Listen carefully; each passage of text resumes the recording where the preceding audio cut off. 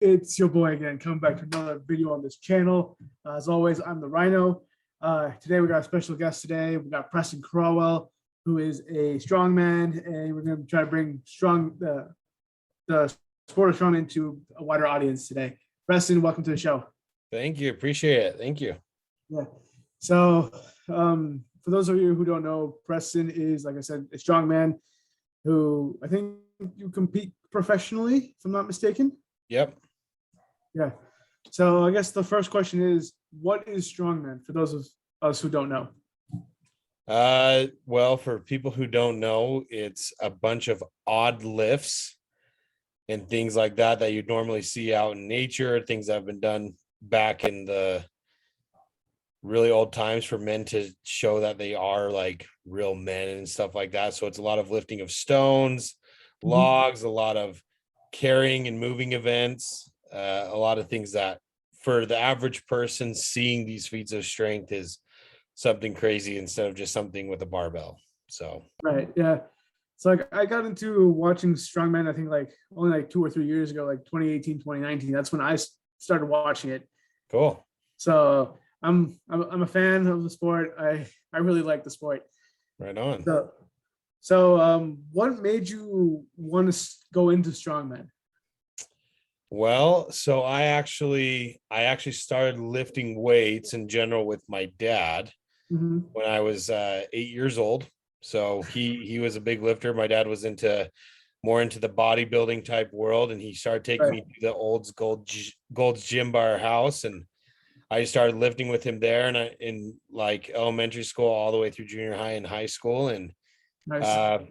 I just really loved the sport, and I loved just lifting weights. And when I got into college, I kind of started dabbling into the powerlifting world. Actually, just kind of started liking, benching a lot, squatting and deadlifting, and I just kind of got into it. And then I actually had a buddy who reached out to me and said, "Hey, I'm trying this thing called Strongman. You want to go up to this guy's gym and try it out?" And he was one of my buddies at the time. His name was Jason, and he had me go to his gym, and I started training a little bit of strongman stuff. And, I knew of certain strongman at the time, like Brian Shaw and Zadrunas Savickas and all the really high level strongmen in the world. Like, everyone saw it on ESPN and stuff. I'm like, what?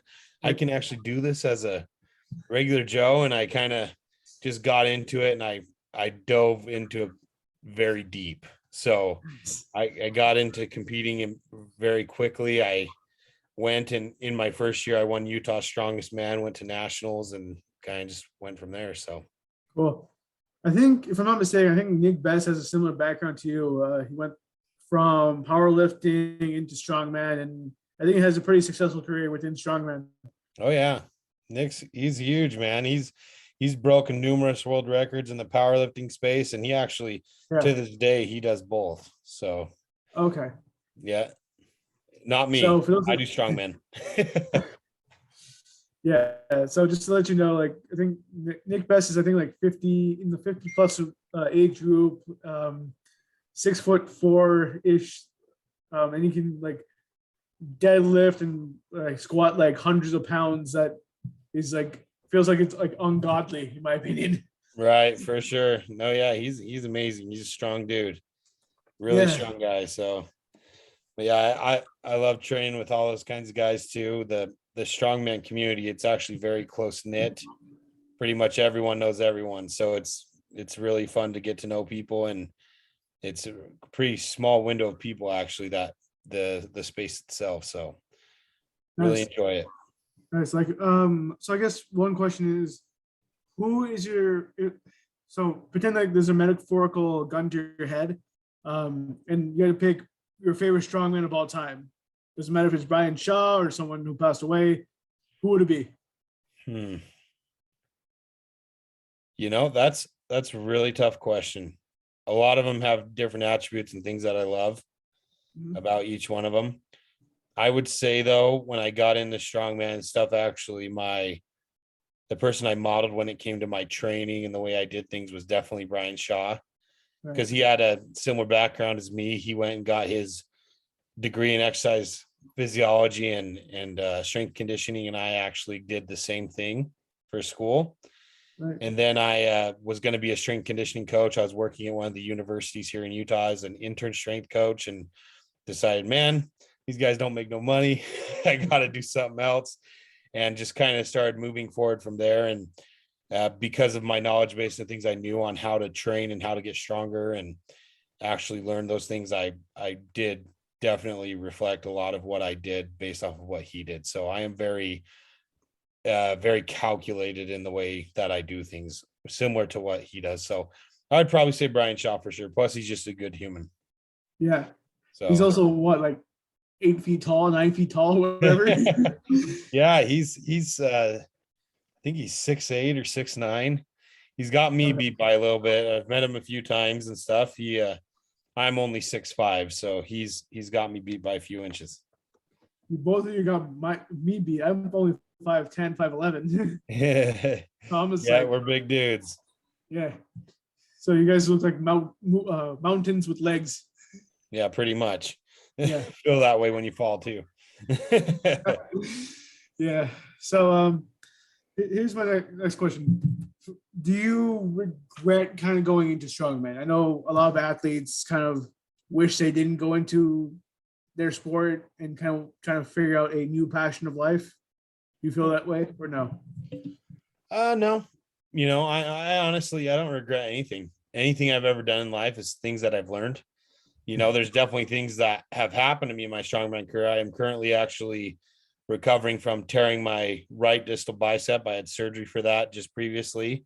Oh, God. While doing Atlas stones one day, I blew off my bicep and just had that surgically repaired about 7 weeks ago now. And I actually tore my other bicep, my left bicep, 2 years before that. So, I've had numerous injuries in strongman and stuff, but it's kind of part of the game when you're getting really, really, really heavy weight. So, but I love it though. It's something I'm truly passionate about. For me, when it comes to strongman, I don't treat it as a career. I treat it as my fun pastime to be able to continually grow stronger. And it doesn't only help me physically, strongman helps you a lot emotionally and mentally as well, just to make sure you're going on the right path. Because to grow and develop as an individual, you have to do hard things. Right. So that's something that I've always used strongman for, because I may have to beat my body up in the gym, but if I'm working hard in the gym, I'm going to work hard outside the gym for my family. So, nice. Yeah. But by the way, for those of you who were listening to that injury part, I was touching my own biceps, thinking like, damn, that's gonna hurt like a motherfucker. Yeah, definitely did not feel good. Definitely did not feel good. Right. It was horrible, but yeah. So what are Atlas stones? Like, let me rephrase it. What are some of the strength exercise or strength competition events that you have to compete in or train for? Yeah, so it depends on the event. Every event varies on what types of movements or lifts that you'll perform. I would say that when you talked about Atlas stones, that's probably I would say that's the staple of strongman. Right. Most contests do have an Atlas stone event run, whether that's a max Atlas stone lift or it's normally a series of stone at a series of different heights and weights. Right. And whoever finishes all the stones in the quickest time wins. So that's definitely one of my favorite events to train, for sure. Nice. I absolutely love doing stones, and it's a fun one to do. But yeah, there's other things that some other staples within the strongman space are definitely things like the log press. So it's a giant. Just think of a wooden log. You're cleaning that up to your shoulders, and then you're pressing it.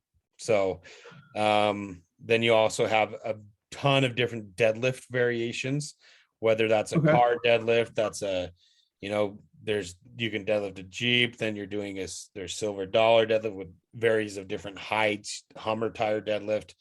There's all kinds of different deadlift variations that we do. And then there's different medleys as well. So you get a yoke on your back and you're running that up and down a course with sandbags or different odd implements like big barrels and things like that. So there's all kinds of events when it comes to strongman for sure. Cool. Like you said, you like to train Atlas stones, correct? Oh yeah, absolutely. Love it. One of my favorite events, probably. Nice. What's your number two? If you can't, if let's just say tomorrow, world's strongest or one, all these say no more Atlas stones. What's your second? What's your number two favorite event? My number two favorite event is it's honestly it's going to be deadlifts or Circus Dumbbell. Those are probably my favorite. So Okay, I know what deadlifts are. I've done that for training myself, but what the heck is Circus Dumbbells? So a circus dumbbell, it's like a regular dumbbell you'd have in your gym, but it's got giant gloves. You ever seen like a circus strongman? Right. Has those two giant gloves on the end and he's pressing with one arm. So So those, okay. yeah, so that's what you're doing with the circus dumbbell. You Right. clean it up with both arms, but then you have to press and jerk it overhead with one arm. So it's Oh, normally either a max reps at a certain weight in 1 minute, or it's for a maximum weight. So that's probably one of my favorite events. that must pry your hands open. I can only imagine trying to lift that off the ground. Yeah. So right now my record on the circus dumbbell is 100 kilos, 220 pounds with one arm overhead. So just for as a reference, I'm 245, so that's pretty much my weight a little bit. Yeah, pretty much just jerking you over my head with a single arm. Yeah. That says a lot. Yeah, so yeah, that's definitely one of my favorite events. But I'm actually currently, as soon as my arm starts healing more, I'm going to start my deadlift journey. I actually have within the next 2 years. It's gonna because it's gonna take at least 2 years. Is I want to be able to deadlift 1,000 pounds. So that's Oh, you're going for the world record.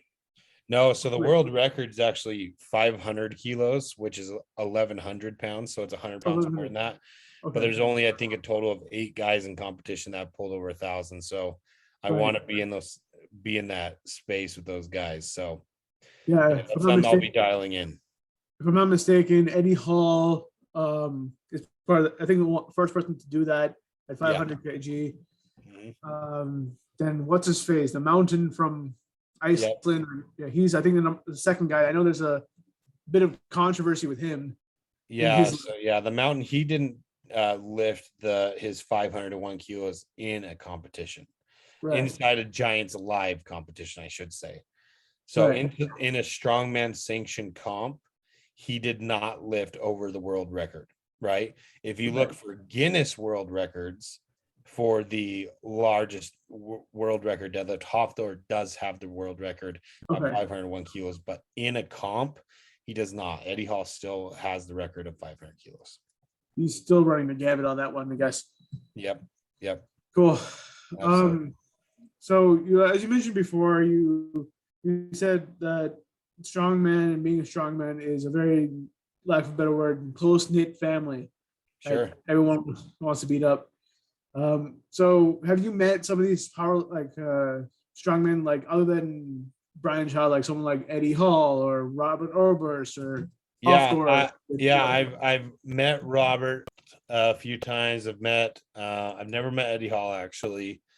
I've met Hofthor. I've met a few other different athletes. There's a lot of them actually recently that I've competed against as well that are now at the pro level. There's a guy here in Utah named Kevin Ferris. He's been competing at World's Strongest Man for the past 3 years, I believe, and I've competed with him and a few other guys as well. In Utah, where I live, there's actually the strongman community here in Utah is actually very strong.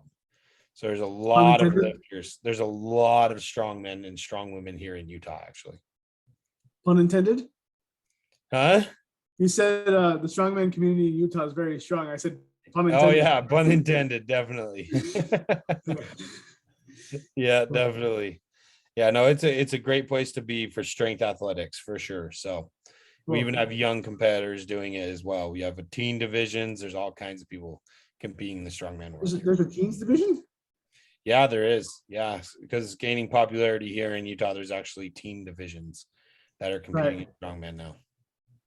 Cool.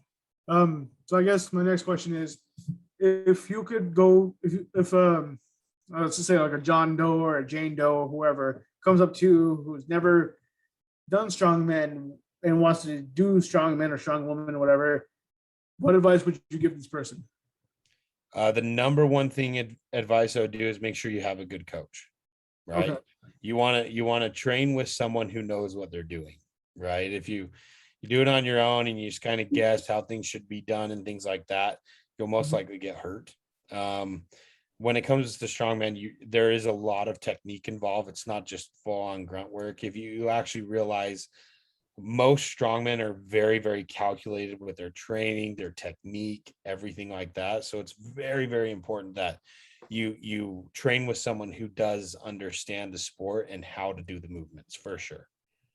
Cool. So finding a really good coach makes the difference between winning and losing. Yeah, Literally. and even just doing it safely, there's actually a gym here in Utah. It's called BTA Athletics.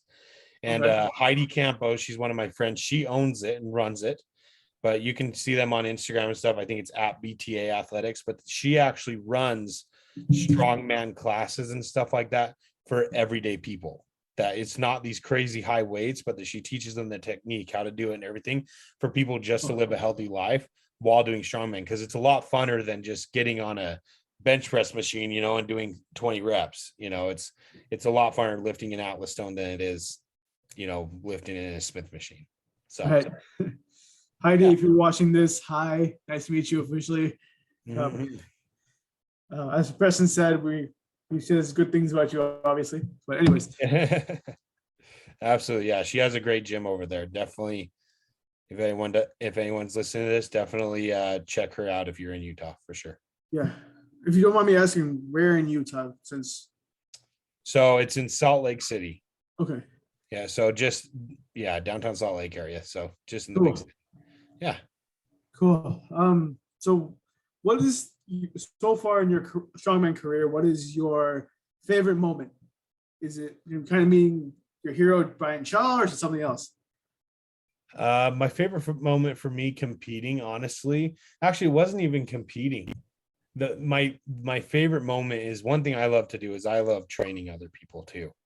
Okay. And this past, I think, what was it? Past month ago, I had 3 guys training with me, Uh-huh. and we were all going to be doing a comp together, actually. And I was training with them to do it, and then I tore my bicep, so I had to pull out of the comp.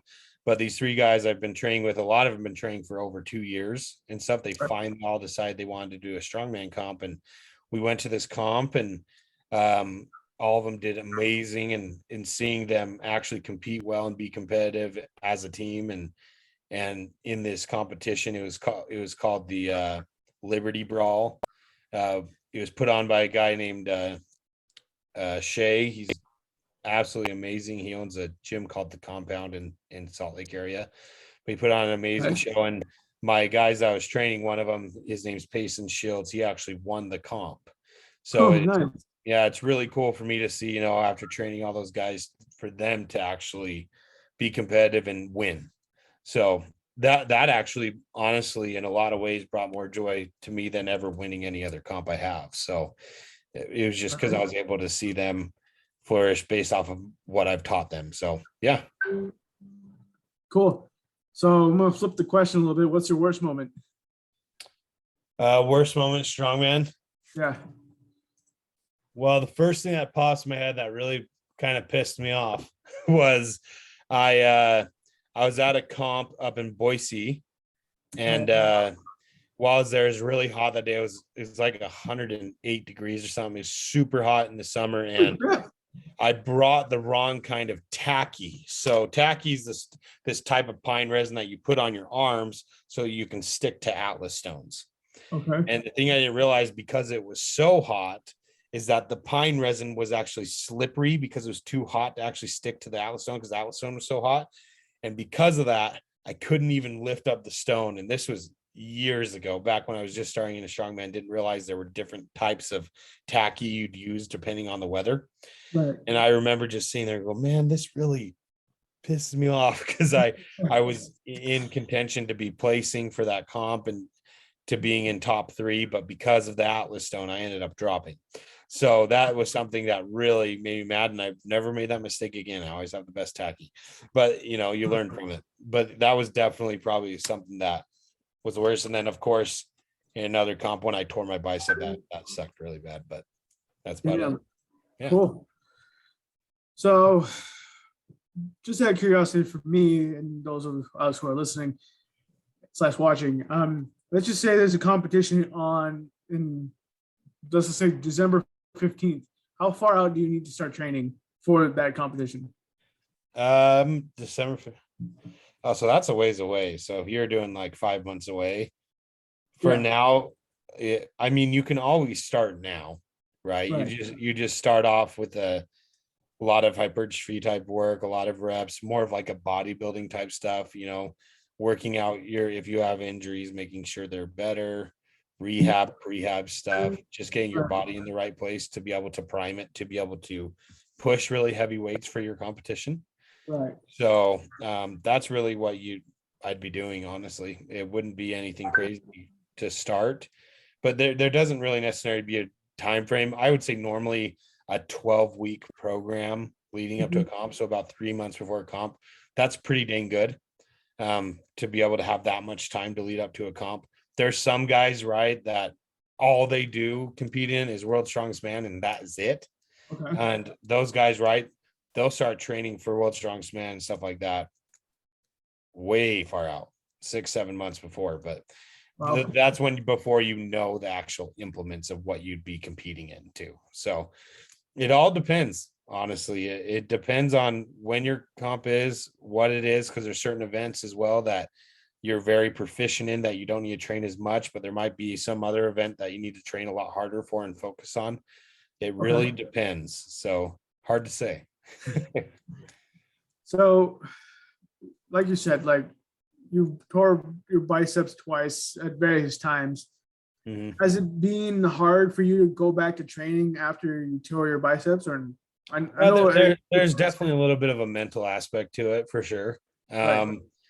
Well, with my right bicep that I just recently tore, I haven't really gotten back to training yet. Just a lot of squats for the most part, a lot of leg days. But before that, with my other arm, the one thing that definitely is difficult for me is I actually tore it doing a tire flip in a competition. And to this day, doing tire flips kind of freaks me out. So, I'll do it and I know I can trust in my bicep and everything, but there's certain parts of it as well that's just something I don't enjoy doing. So, but yeah, it's just kind of pushing past it and trusting and having confidence in your arm and stuff. And that's with any injury, really. If someone hurts their back, then they're more cautious with it and stuff like that. So, but yeah. Cool. So when can we expect you to go into World's Strongest Man and compete against the legends like Brian Shaw or BZ? We'll see. Right now actually is because of COVID and everything, a lot of the Arnold qualifiers and things like that I'd want to shoot for next to get to those big shows. There's not a lot right now, but right now, honestly, as of right now, my main focus though is deadlifting 1,000 pounds. That is my main goal right now. And that's what I'm focusing on for the next little while. So, because that's going to take a ton of prep to be able to get to that point. But we'll see. I'll be honest with you, I don't have a definitive goal to get to Worlds at the moment, but hopefully soon. Cool. So as you and some other people know, what's his name? Eddie Hall, aka the Beast, was supposed to box against Thor. What is your thoughts on strongman going to quote unquote celebrity boxing? I mean, that's their choice. They got paid a lot of money. They're going to do it. They're fighting. Thor and Eddie, they don't really like each other anyways in general. So they never really have. But I mean, that's just their choice. But for me, I don't know. I don't really care, if I'm being honest with you. I know a lot of people do. But, for me, I'm going to stick to strongman. I love strongman, and boxing I don't know anything about. But if they enjoy it and they're going to go do it and have fun doing it and training for it, then awesome. Freaking go for it. I think that's great. Cool. Like I said before, like what's his name? Thor had a kind of a quote unquote controversial lift with the 501 kilograms. Mm-hmm. The lift. What is I know Eddie, like you said before, Eddie Hall and Thor don't really have much love for each other. So my question is, do you think potentially that Thor could beat officially beat Eddie Hall's record? He definitely could have. He lifted it with calibrated plates. Everything was measured. Like he lifted more than Eddie Hall. All right. The only difference is he kind of had his own time to prep, and he didn't have to wait for other competitors to go or anything like that. So like, it is different in that aspect of things because it wasn't in a competition. Right. But Thor, honestly, if he would have stayed in strongman, not retired from the sport, I think it would have been unstoppable for the next like 4 or 5 years. To be honest with you, he was an absolute freak. You said unstoppable for the next 4 or 5 years. Like, wow. No, So yeah, he really would have been. If he would have kept doing strongman, I don't think anyone would have beaten him for years. Holy crap! So you're saying potentially he could have beaten Tom Stahl or one of the Stallman brothers, who's the current. There's no way they would have even touched him. I really don't think they would have. If Thor would have actually stayed going and stayed healthy, that's another thing Right. too, right? Not getting injuries and stuff. But if he was healthy and he was at his prime when he deadlifted that 501 and everything, Right. I don't think anyone could beat him legitimately. Wow. Not even someone like Big Z or Nope. Brian Shaw. Mm-mm. I really don't think so. That sounds like fighting words right now. Thor was absolutely incredible. His strength was unmatched. His brute power and strength, and he actually had a lot of speed too. Even though he was so big, he could move a lot of weight fairly quickly. So, Okay. The Stoltmans, that's what Tom is, right? He's really tall. He can do really good at moving events and stuff like that because he is so tall. He has a big gait. But Hawthor is 6'9". He's almost the same height as I think he is the same height as Tom. But Okay. you look at those guys, they're all good, but I don't think anyone is at the same strength level as Hawthor was 2 years ago.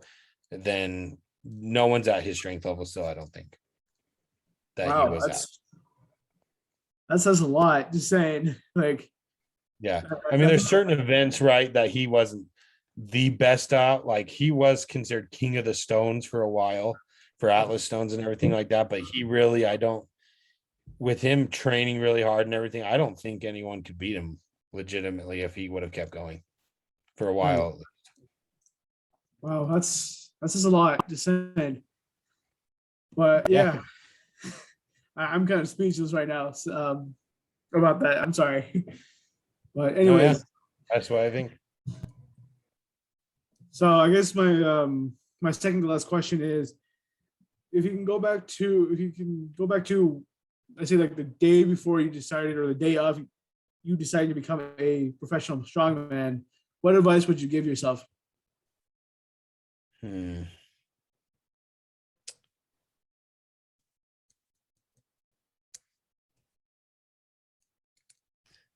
Honestly, I'm not sure because the only thing I would say is train smart, probably. Right. Don't be stupid, and always make sure your nutrition and everything that you're doing for your recovery is on point every day after training. Don't slack on anything. I would say that kind of stuff, but when I do something, I go all in. I do it 100% or nothing. So when I choose to be in, I'm in. If I choose to be done, I'm done. So, for me, there never is a gray line when I decide to do something.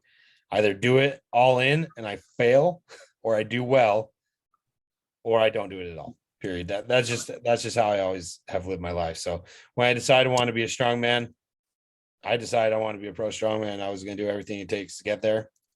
And unfortunately, every time I get to the pinnacle of the high level, I've had an injury, unfortunately, as of right now. But hopefully this next upcoming year, that'll change and I can really get to that next level. So, yeah.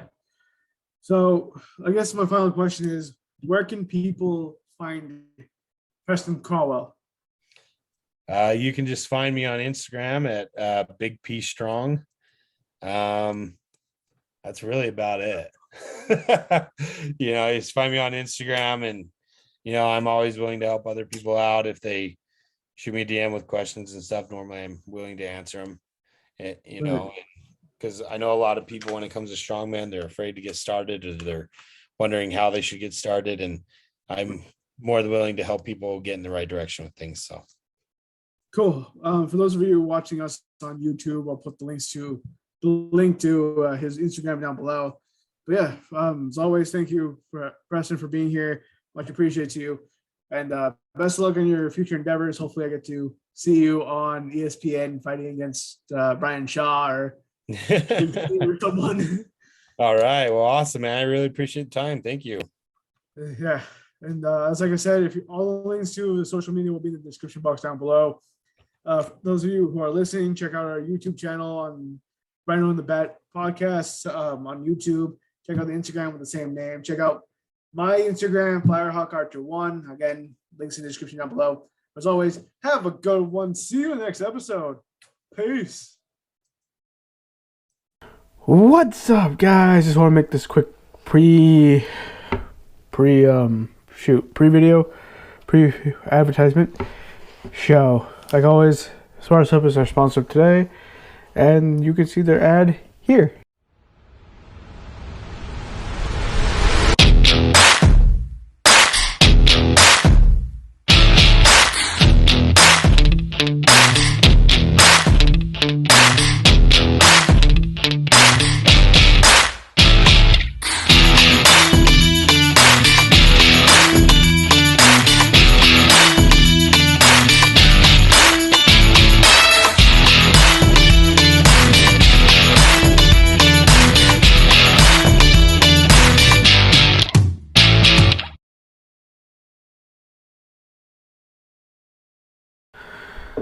Thank you, Smart Soap, for sponsoring this video. Much appreciated to you guys. As always, links in the description box down below. Please check them out. They do support the show, but don't worry, no added cost to you guys. They are a soap company. Shocker. And they basically help guys like me who are both martial artists and lifters to basically keep clean. Obviously, if you're a martial artist, you don't know who has what. You're sweating everywhere. Same thing with lifting too. You don't know which sweaty person touched what, and yeah, it keeps you safe. It keeps you clean, and it keeps you safe from ringworm and other stuff that could actually be, number one, contagious. Number two, be very harmful for you and other people. So just stay safe. And like I said, it's a great soap company. I actually personally use this, so I can actually tell from experience that, hey, this is something that you should definitely check out. But as always, thank you for listening, and here is your podcast.